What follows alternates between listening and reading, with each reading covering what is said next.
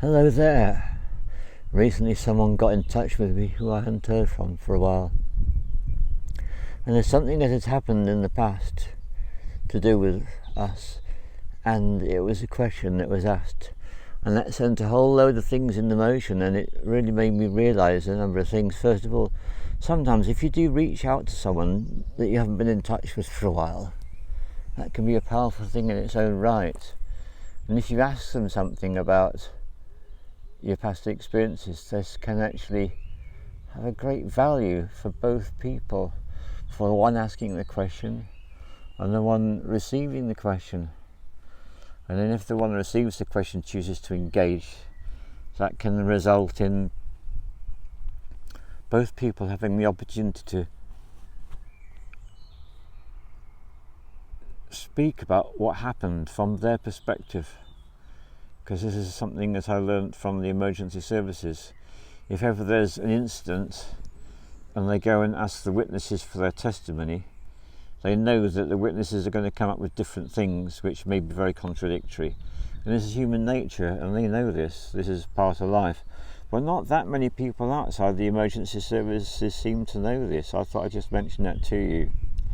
And so that was a classic one of them that happened between the two of us.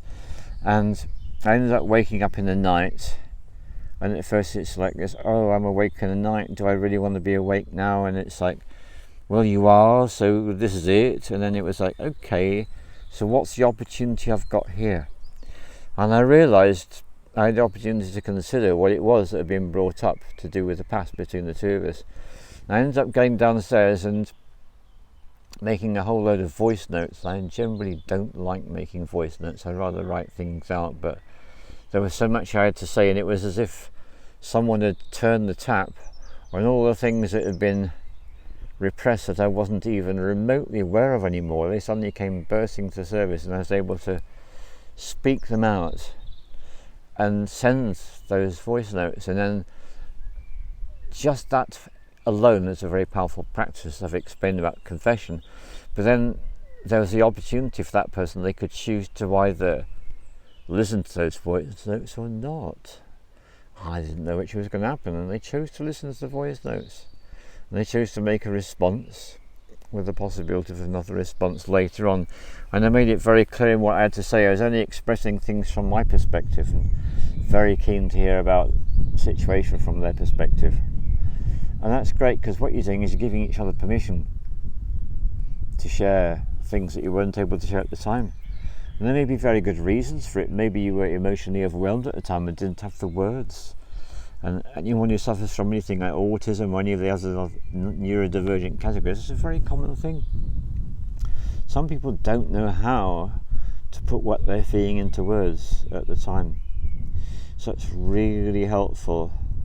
And it made me realise that it's something I need to do a bit more of. Some people do it with me, but I need to be a bit more doing this with other people too. There need to be times when I'm willing to be the one to take the risk and speak out and say, well, I've been thinking about this, and I've been wondering about that, and what do you think about the other, whatever.